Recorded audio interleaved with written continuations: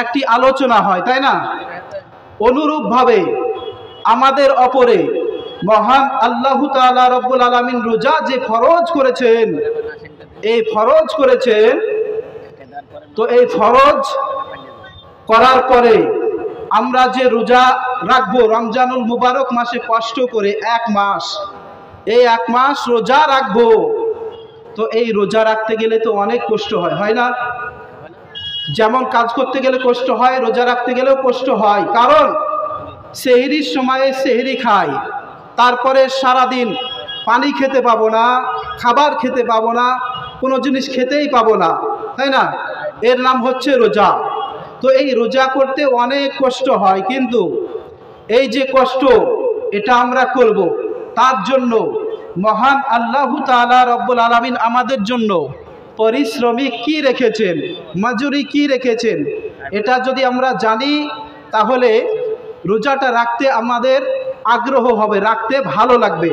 যেমন করে এখানে মিস্ত্রি কে টাকার কথা বললে সে একটু খুশি খুশিতে কাজ করবে, অনুরূপভাবে আমাদের যে রোজা রাখবো রমজানুল মুবারক মাসে, তো তার জন্য আমাদের পরিশ্রমিক কতটা এটা আমাদেরকে জেনে যদি রোজা রাখি তাহলে আমাদের আগ্রহ জাগবে, তাই না?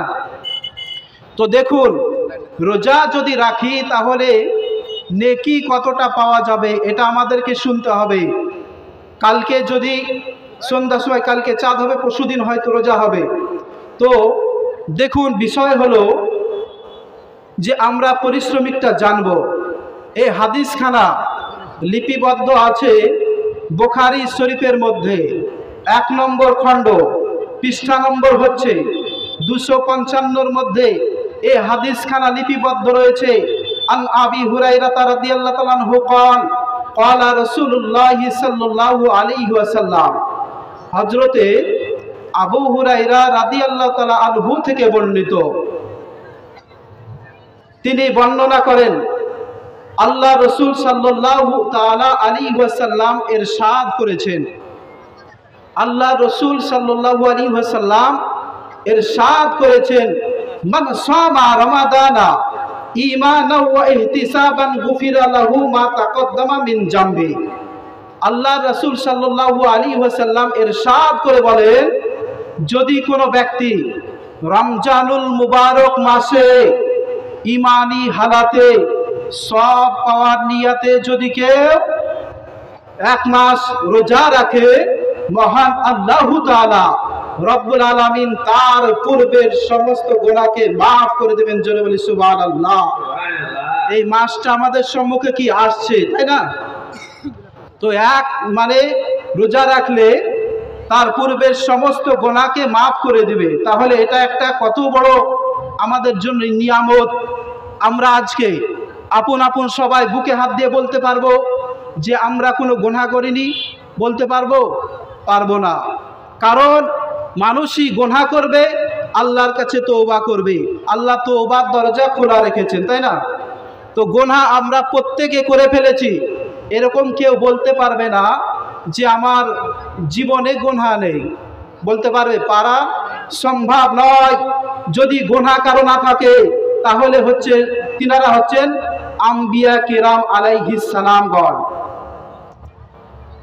আল্লাহ নবী সাল্লাল্লাহু আলাইহি ওয়াসাল্লাম আরো সব যে নবীগুলো এসেছেন তিনারা ছিলেন নিষ্পাপ, হাদিস শরীফ থেকে প্রমাণিত। কিন্তু আমাদের দ্বারাই ভুল হয়, আমাদের দ্বারাই কি হয়?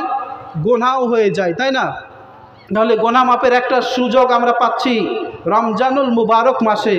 শুধু তাই নয়, তারপরে আবার বলছেন আমান কামা রমাদানা ঈমানাও ওয়া ইহতিসাবান গুফিরা লাহু মা তাকদ্দামা মিন জামবি।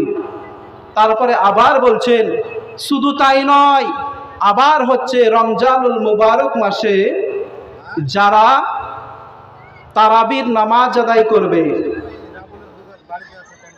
ঈমানের হালাতে সব পাওয়ার নিয়তে, তার জন্য পূর্বের গুনাহ খাতাকে মহান আল্লাহ তাআলা রব্বুল আলামিন মাফ করে দেবেন। জোরে বলি সুবহানাল্লাহ। একটি আমরা অফার পেলাম, সেটা হচ্ছে রোজা রাখলে আল্লাহ তাআলা পূর্বের গুনাহকে মাফ করবেন।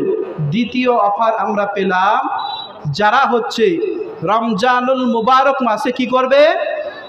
যারা রমজানুল মুবারক মাসে তারাবির নামাজ আদায় করবে তাদের কি হবে? তাদেরও গুনাহ মাফ হয়ে যাবে। জোরে বলি সুবহানাল্লাহ। আচ্ছা, তারাবি পড়তে গেলে আমাদের প্রচুর কষ্ট হয় না? যে 20 রাকাত তারাবি অনেক সময় নিয়ে পড়তে হয়, তারপরে ওযু করতে হয়, তারপরে গিয়ে ওখানে গরম লাগে, অনেক পরিশ্রম করতে হয় তারাবি পড়ার জন্য। তাহলে এতটা পরিশ্রম করব, তার পারিশ্রমিক আল্লাহ তাআলা রব্বুল আলামিন আমাদের পূর্বের গুনাহকে মাফ করে দেবেন। শুধু তাই নয়, ওই হাদিস শরীফের মধ্যে আবার এসেছে, ওমান কামা লাইলাতুল কদরি ঈমানান ওয়া ইহতিসাবান গুফিরা লাহু মা তাকদ্দামা মিন জামবি। আল্লাহ রাসূল সাল্লাল্লাহু আলাইহি সাল্লাম বলেন, যে ব্যক্তি ঈমানের হালাতে সওয়াব পাওয়ার নিয়তে লাইলাতুল কদরের রজনীতে ইবাদত বান্দেগি করবে, মহান আল্লাহ তাআলা রব্বুল আলামিন তার পূর্বের গুনাহ খাতাগুলোকে মাফ করে দিবেন। জোরে বলি সুবহানাল্লাহ। তাহলে বলেন যে গুনাহ খাতাগুলোকে মাফ করে দিবেন, এই গুনাহ খাতা মাফ যদি হয় তো কাবিরা গুনাহ মাফ হবে না সাগিরা গুনাহ মাফ হবে? সাগিরা বলা হয় ছোট গুনাহকে, আর কাবিরা বলা হয় বড় বড় গুনাহ যেগুলো, সেগুলোকে কাবিরা গুনাহ বলা হয়। মোল্লা আলী কারি তিনি এই হাদিসের ব্যাখ্যা করতে গিয়ে বলছেন, সাগিরা গুনাহগুলোকে মাফ করা হবে, কাবিরা গুনাহ নয়। কাবিরা গুনাহ মাফ করা হবে না, সাগিরা গুনাহ যত করেছেন এই গুনাহগুলোকে মাফ করে দেওয়া হবে। তাহলে এতটা বরকতময় মাস আমরা পাবো ইনশাআল্লাহ আগামীতে। শুধু তাই নয়, আমরা নেকিটা শুনলাম, কেমন নেকি পাওয়া যাবে, কেমন সব পাওয়া যাবে, তাই না? এবার আসুন, রমজানুল মুবারক মাসে যদি আমরা রোজা না রাখি তাহলে কি আযাব হতে পারে কবরে গিয়ে, আমাদেরকে একটু জানতে হবে। আমরা শুনলাম, লাভ কি হবে আমরা জানবো। রমজানুল মুবারক মাসে রোজা যদি না রাখি তাহলে ক্ষতি কি হবে, এটাও আমাদেরকে জানতে হবে। তাহলে ইবাদত করে মজা পাওয়া যাবে। বাজারে ফল কিনতে গিয়েছেন, ভালো আর খারাপের পার্থক্য যদি না থাকে ভালো লাগবে না কিনতে। ভালো আর খারাপের দাম হচ্ছে আলাদা। তো ব্যাপার হচ্ছে এখানে আমাদেরকে জানতে হবে রোজা না রাখলে আমাদের কবরে আযাব কি হবে। এই হাদিসখানাও আপনার মুস্তাদরাকলি হাকিমের মধ্যে এই হাদিসখানা লিপিবদ্ধ রয়েছে। আল্লাহ রসুল সাল্লাল্লাহু আলাইহি ওয়াসাল্লাম বলেন, আমি একদিন নিদ্রিত অবস্থায় শুয়ে আছি, এমন তো অবস্থায় আমার কাছে দুজন ব্যক্তি আগমন করলো। কজন ব্যক্তি? দুজন ব্যক্তি আগমন করলো। আগমন করার পরে আমাকে বললেন, ইয়া রাসূলুল্লাহ, ইয়া হাবিবাল্লাহ, আপনি একটু আমাদের সঙ্গে চলুন। এই বলে আমার দুই বাজুকে ধরে আমাকে ওপরের দিকে নিয়ে চলে গেল। আল্লাহ রাসূল সাল্লাল্লাহু আলাইহি ওয়াসাল্লাম বলছেন যে আমার দুই বাজু ধরে আমাকে ওপরের দিকে নিয়ে চলে গেলেন। অপরের দিকে যাওয়ার পরে আমি দেখতে পেলাম একটি পাহাড়। এই পাহাড়ের দিকে তাকাচ্ছি তো দেখতে পাচ্ছি পাহাড়টা অনেক উঁচু। এটা দেখার পরে আমি হতভম্ব হয়ে গেলাম। তারপরে আমার সাথীদ্বয় আমাকে বললেন, ইয়া রাসূলুল্লাহ, ইয়া হাবিবাল্লাহ, হুজুর আপনি এখান থেকে একটু ওপরে চলুন। আল্লাহ রাসূল সাল্লাল্লাহু আলাইহি ওয়াসাল্লাম বলছেন, আমি এই পাহাড়ের ওপর উঠতে পারবো না। এমন তো অবস্থায় আমাদের নবী হযরতে কাওলামাক আলাইহিস সালাতু ওয়া তাসলিমকে বলছেন তারা দুজন যে, ইয়া রাসূলুল্লাহ, ইয়া হাবিবাল্লাহ, আপনাকে আমরা দুজন একটু সাহায্য করব, আপনি সাহায্য নিয়ে উপরে চলুন। তারপরে আল্লাহ রসুল সাল্লাল্লাহু আলাইহি ওয়াসাল্লাম একটু উপরে চলে গেলেন। যাওয়ার পরে একটু হাঁটলেন। হাঁটার পরে যখন পাহাড়ের সমতুল্য মানে সমতল ভূমিতে পৌঁছে গেলেন, সমান জায়গাতে পৌঁছে গেলেন, তারপরে ওখানে যাওয়ার পরে বলছেন, আমি একটি বিকট আওয়াজ শুনতে পেলাম। তারপরে আমি আমার সাথীদ্বয়কে জিজ্ঞাসা করলাম যে, আমার সাথীদ্বয়, তোমরা বলো যে এই আওয়াজ কিসের? এমন তো অবস্থায় বললেন, আরেকটু সম্মুখে চলুন। আরেকটু সম্মুখে গেলাম। যাওয়ার পরে দেখতে পেলাম ওখানে কিছু সংখ্যক মানুষ রয়েছে, আর মানুষের পা গুলোকে অপরের দিকে বাঁধা আছে, আর মাথাকে নিচের দিকে ঝুলন্ত অবস্থায় রাখা আছে। তারপরে শুধু তাই নয়, একটি মানুষকে যদি ওপরের দিকে পা করে বেঁধে দেওয়া হয়, এই মানুষটাকে যদি নিচের দিকে মাথা করে তাকে ঝুলিয়ে রাখা হয়, একবার অনুভব করে যে কতটা কষ্ট হয়, কতটা কষ্ট হয়। তার সমস্ত রক্ত তার মাথার দিকে চলে আসবে, সে এই যন্ত্রণা সহ্য করতে পারবে না। এইভাবে পাকে ওপরের দিকে বাঁধা আছে, আর তাদের গালগুলোকে চিরে ফেলা হচ্ছে, করাত দিয়ে চিরা হচ্ছে। এই গালকে চিরছে, আর গাল দিয়ে টপ টপ করে রক্ত পড়ছে, আর এই ব্যক্তিগুলো চিৎকার করছে, বাঁচাও বাঁচাও বাঁচাও করে চিৎকার করছে। আল্লাহ রসুল সাল্লাল্লাহু আলাইহি ওয়াসাল্লাম তাদের দুজনকে জিজ্ঞাসা করলেন যে আমার সাথীদ্বয়, তোমরা বলো এরা কি জন্য এই রকম আযাব হচ্ছে, এদেরকে আযাব দেওয়া হচ্ছে? এমনত অবস্থায় এই সাথীদ্বয় বললেন, এরা হচ্ছে রমজানুল মুবারক মাসে রোজা রাখতো, কিন্তু তারা কি করত? তারা হচ্ছে ইফতারের পূর্বেই তারা ইফতার করে ফেলতো, ইফতারের সময় না হতেই তারা ইফতার করে ফেলতো। এই কারণে তাদেরকে এত বড় আযাব দেওয়া হচ্ছে। বলেন, যারা হচ্ছে রমজানুল মুবারক মাসে রোজা রেখেছিল, রোজা রাখার পরেও তারা ইফতারের সময় না হওয়ার পূর্বেই তারা কি করেছে? রোজা ভঙ্গ করে ফেলেছে। তার জন্য এত বড় আযাব দেওয়া হচ্ছে যে তার গালকে করাত দিয়ে চিরা হচ্ছে, আর ওপরে পা বেঁধে তাকে ঝোলানো হয়েছে। তাহলে বাবারা বলেন যে যারা রমজানুল মুবারক মাসে রোজা মোটেই রাখে না, তাদের হালাতটা কতটা ভয়ানক হতে পারে এটা একটু চিন্তা করুন।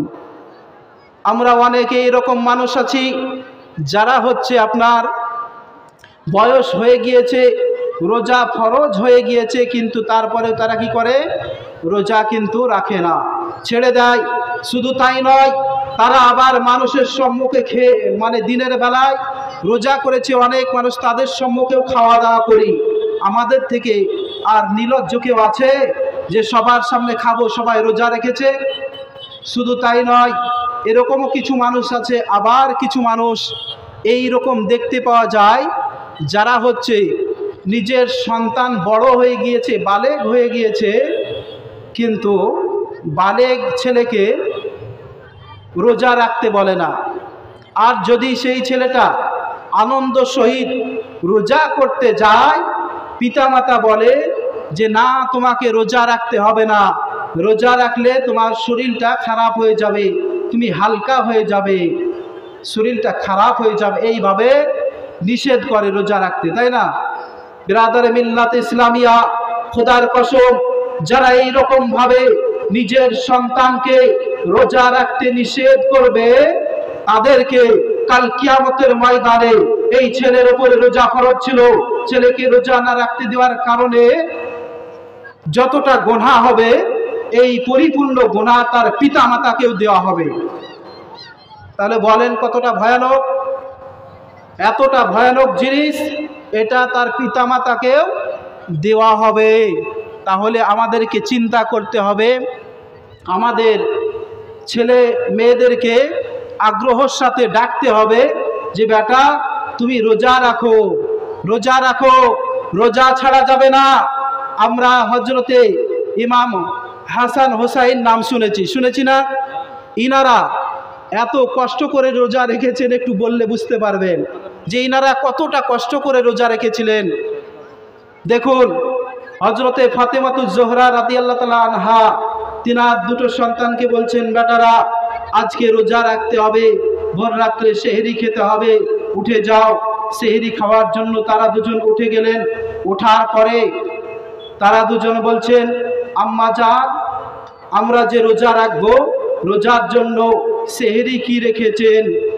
হযরতে ফাতেমাতুজ জোহরা রাদিয়াল্লাহু তাআলা আনহা বলেন যে বেটা, তোমাদের জন্য সেহরি প্রস্তুত হয়ে গিয়েছে, তোমরা শোনো, তোমাদের জন্য দুটি করে খেজুর রাখা আছে আর এক গ্লাস পানি রাখা আছে। এক গ্লাস পানি রাখা আছে আর দুটো করে খেজুর রাখা আছে, তোমরা এগুলো খাও, খেয়ে তোমরা রোজা রাখো। তারপরে তিনারা এই দুটো খেজুর আর এক গ্লাস পানি খাওয়ার পরে তিনারা রোজা রাখলেন। যখন বৈকাল হয়ে গেল তখন প্রত্যেকের খিদা লাগে। অনুরূপভাবে কিছু মানুষ ফল ফাকারি নিয়ে যায়, দেখার পরে বলছেন, আম্মা জান, আমাদের কি ফল ফাকারি এনেছেন, আমরা কি দিয়ে ইফতার করব? হযরতে ফাতেমাতুজ জোহরা রাদিয়াল্লাহু তাআলা আনহা বলছেন, বেটা তোমরা শোনো, আল্লাহ আমাদের ওপরে রোজাকে ফরজ করেছে, আমরা রোজা রেখেছি, মহান আল্লাহ তাআলা রব্বুল আলামিন আমাদেরকে কি খাওয়াবেন সেটা আল্লাহ পাকই ভালো জানেন। জোরে বলি সুবহানাল্লাহ।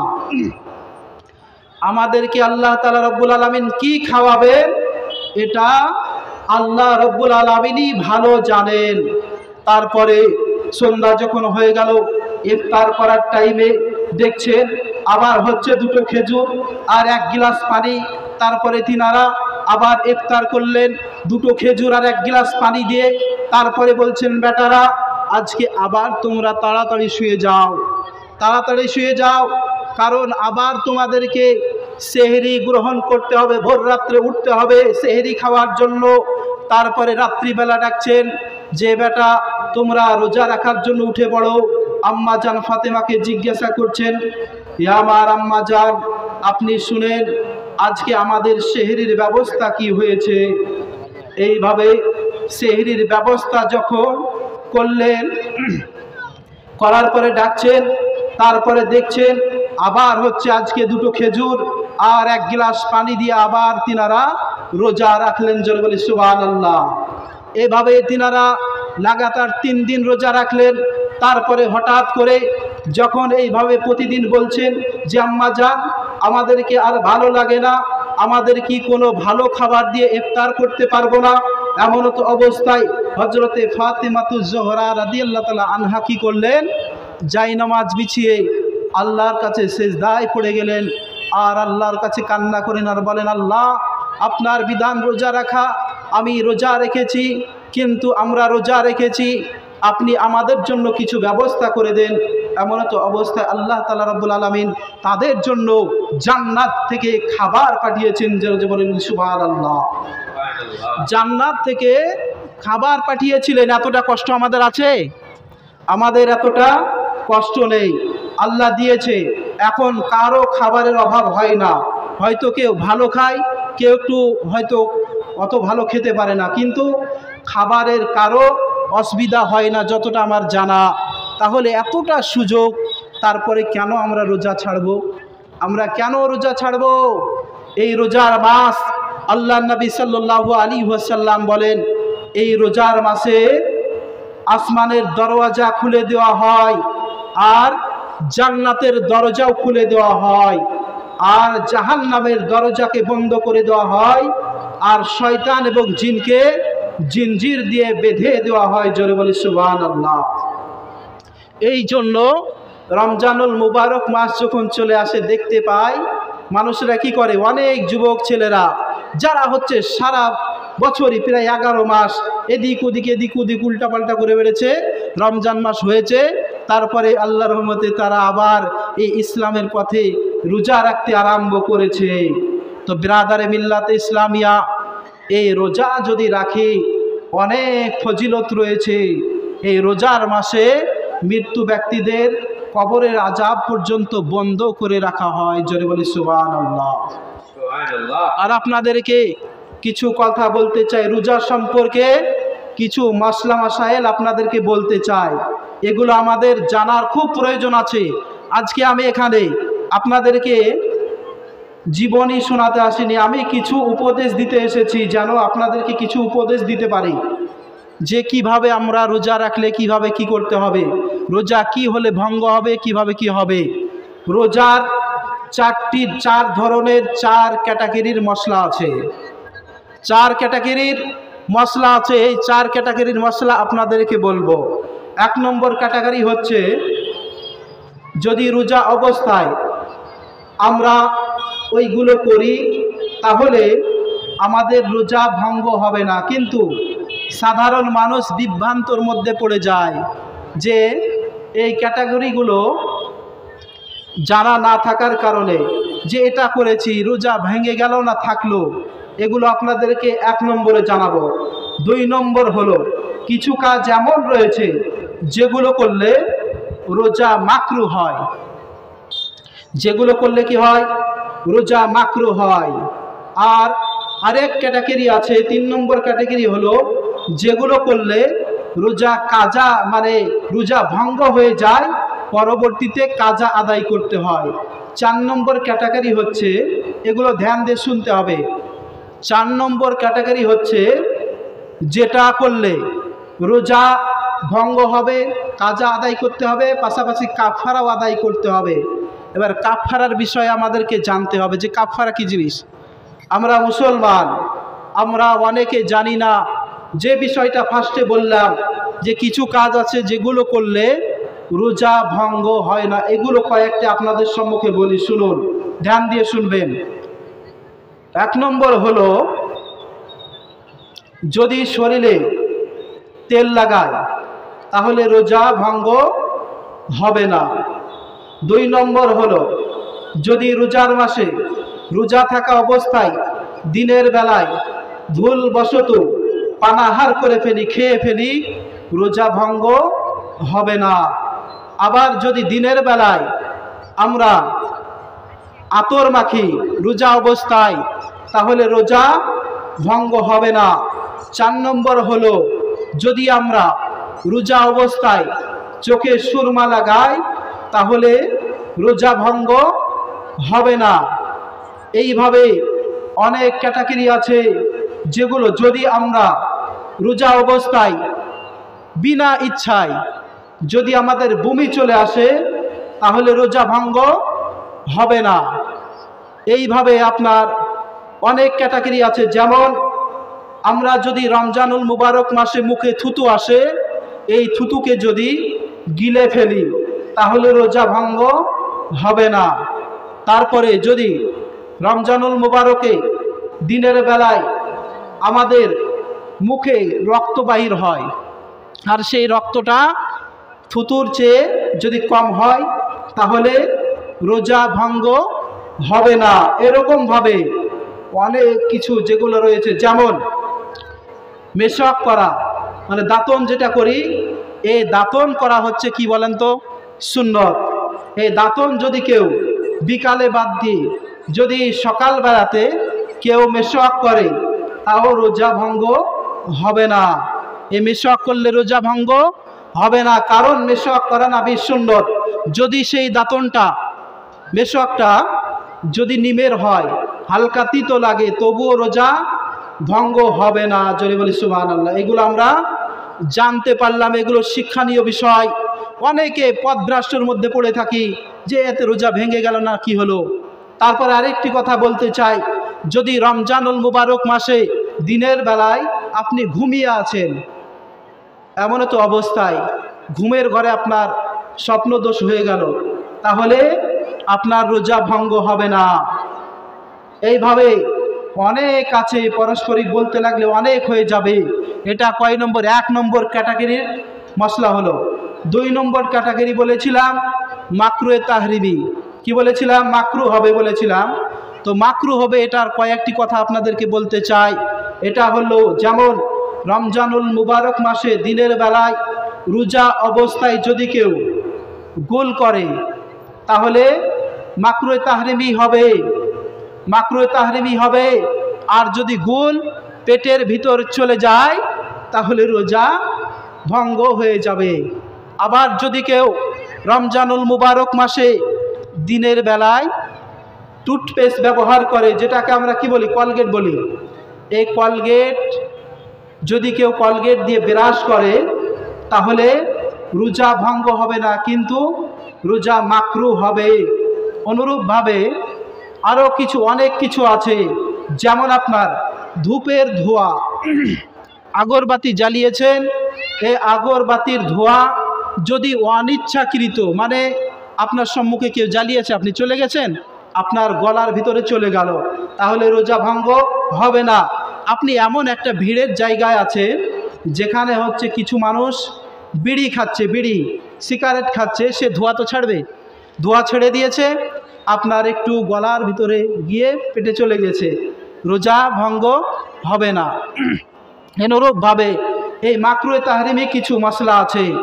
তারপরে আর কিছু মশলা আপনার বললাম যেগুলোতে হচ্ছে রোজা ভঙ্গ হয়ে যাবে, কিন্তু তারপরে কাজা আদায় করতে হবে।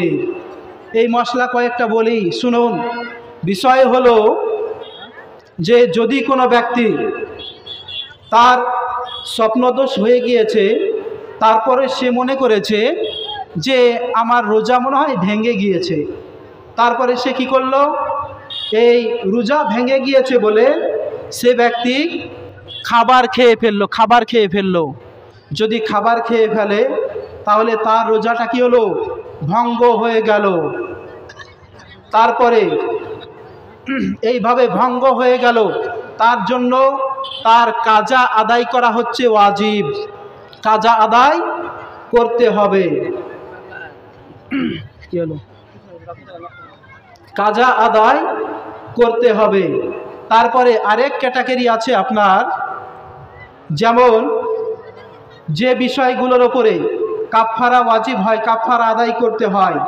কাফফারা বলতে গেলে এ বিষয়ে আপনাদেরকে একটি হাদিস বলি, তাহলে বুঝতে পারবেন। তারপরে কাফফারার বিষয়টা আপনাদেরকে বলবো।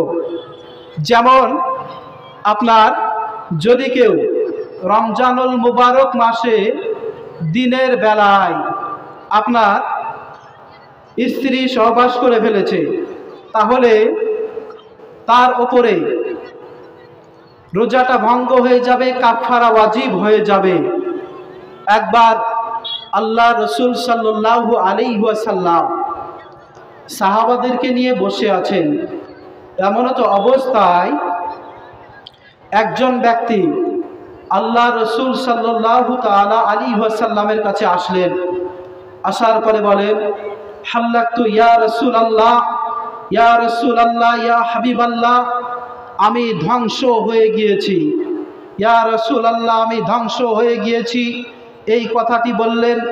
এমন তো অবস্থায় আমাদের নবী হযরতে কাউলামাকা আলাইহিস সালাতু ওয়া তাসলিম বললেন যে তুমি কি জন্য ধ্বংস হয়ে গিয়েছো একটু বলো।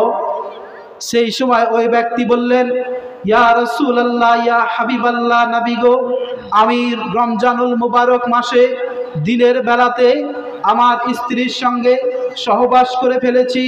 ইয়া রাসূলুল্লাহ, আমি কি করব? এমন তো অবস্থায় আল্লাহ রসুল সাল্লাল্লাহু আলাইহি ওয়াসাল্লাম বললেন, তুমি শোনো, তোমার কাছে কি কোনো গোলাম আছে? তোমার কাছে কি কোনো গোলাম আছে যেই গোলামকে তুমি আজাদ করে দিবে? এই ব্যক্তি বললেন, ইয়া রাসূলুল্লাহ, ইয়া হাবিবাল্লাহ, নবী গো, আমার কাছে কোনো গোলাম নেই যে আজাদ করে দিব।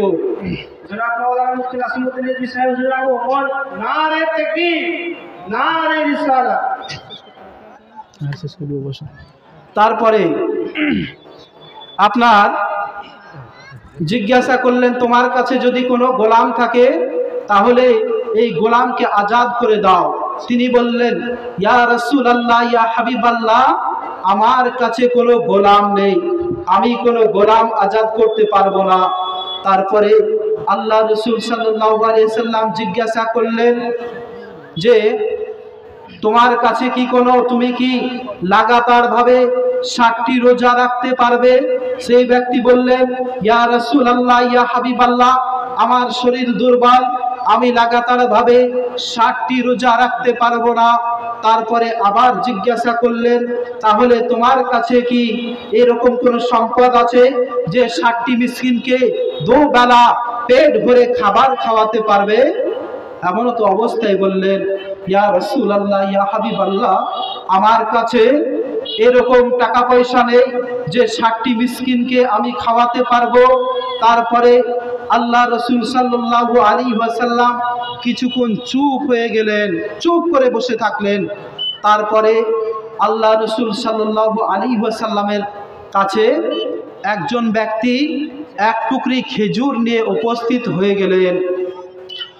আল্লাহ রসুল সাল্লাল্লাহু আলাইহি ওয়াসাল্লাম এক টুকরি খেজুর পাওয়ার পরে তিনি ডেকে বললেন, আমাকে যে ব্যাপারটি জিজ্ঞাসা করছিল ওই ব্যক্তি কোথায়? সেই ব্যক্তি ওখানে ছিলেন। বললেন, ইয়া রাসূলুল্লাহ, ইয়া হাবিবাল্লাহ, আমি উপস্থিত আছি। এমন তো অবস্থায় আল্লাহ রসুল সাল্লাল্লাহু আলাইহি ওয়াসাল্লাম বললেন, তোমাকে এই এক টুকরি খেজুর তোমাকে দিয়ে দিলাম। এই এক টুকরি খেজুর নিয়ে গিয়ে মদিনার মধ্যে গরিব যারা আছে তাদের মাঝে বন্টন করে দাও, বিলি করে দাও। এমন তো অবস্থায় তিনি বললেন যে, ইয়া রাসূলুল্লাহ, ইয়া হাবিবাল্লাহ, মদিনার মধ্যে যারা সব থেকে গরিব মানুষ তাদের কাছে খেজুর বন্টন করব?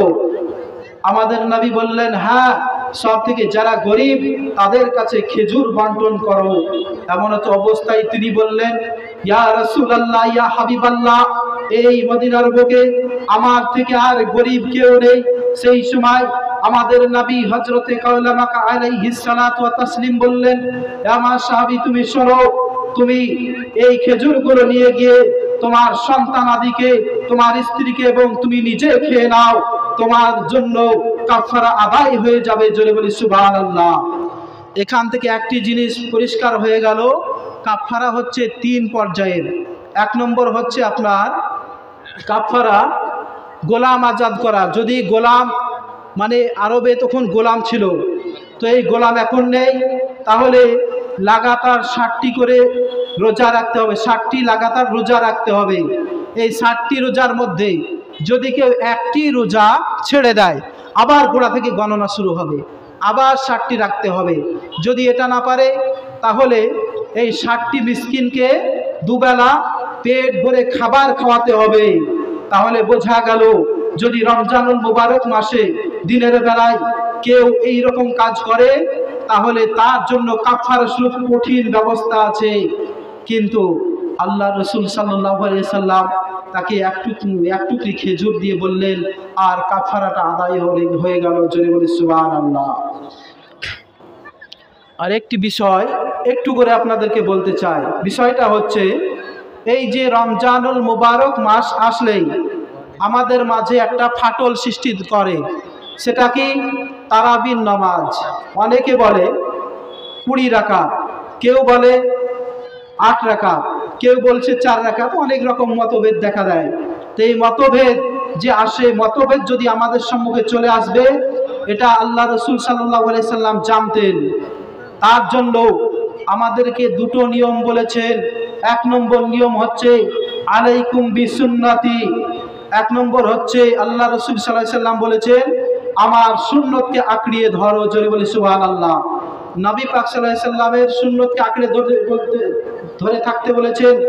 সুন্নাতুল খুলাফায়ে রাশিদিন, আর খোলাফায়ে রাশিদিনের সুন্নতকেও আঁকড়ে ধরে রাখতে বলেছেন। তো অনেকে এই রকম বলে যে রমজানুল মুবারক মাসে 20 রাকাতের হাদিস কোনো জায়গায় নেই। বুখারী শরীফের 1 নম্বর খণ্ড, পৃষ্ঠা নম্বর হচ্ছে আপনার 154, তার হাসিয়ার মধ্যে একখানা হাদিস লিপিবদ্ধ করা আছে।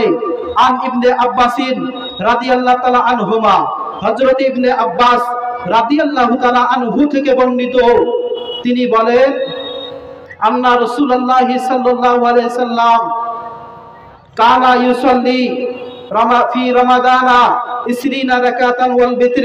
আল্লাহ রাসূল সাল্লাল্লাহু আলাইহি ওয়াসাল্লামের জামানায় 20 রাকাত তারাবি পড়তেন এবং 3 রাকাত বেতের নামাজ পড়তেন। জোরে বলি সুবহানাল্লাহ। এটা আমরা বুখারী শরীফের মধ্যে থেকে বুঝে নিলাম যে 20 রাকাত তারাবির কথা আছে। আবার হচ্ছে হযরত ওমর ফারুক রাদিয়াল্লাহু তাআলা আনহুর জামানাতেও 20 রাকাত তারাবি হয়েছে। আল্লাহ রাসূল সাল্লাল্লাহু আলাইহি সাল্লাম জানতেন যে এমন জামানা আসবে যখন মানুষের মধ্যে ঝামেলা সৃষ্টি হবে, ইখতিলাফ সৃষ্টি হবে, মতভেদ সৃষ্টি হবে। এই মতভেদ সৃষ্টি হবে, সেই কারণে 2টো জিনিস বলে গিয়েছেন। এই 2টোর উপরে যদি আমরা আমল করি, তাহলে আমরা হচ্ছে কি করব? আমরা বেঁচে থাকতে পারবো। 20 রাকাত তারাবি পড়তে হবে ব্রাদার, এটাই হচ্ছে সহিহ হাদিস দ্বারা প্রমাণিত। জোরে বলি সুবহানাল্লাহ। মহান আল্লাহ তাআলা রব্বুল আলামিন রমজানুল মুবারক মাসে আমাদেরকে আমাদের পূর্বে যত গুনাহ করেছি যেন মাফ করে নেওয়ার মতো সুযোগ আল্লাহ তাআলা রব্বুল আলামিন দান করেন। সকলে বলি আল্লাহুম্মা আমিন। বলার মাধ্যমে ভুল ত্রুটি মার্জনীয় আস্তাগফিরুল্লাহ রব্বি মিন কুল্লি যামবি ওয়া আতুবু ইলাইহি লা হাওলা ওয়ালা কুওয়াতা ইল্লা বিল্লাহিল আলিয়্যিল আযীম। আসসালামু আলাইকুম।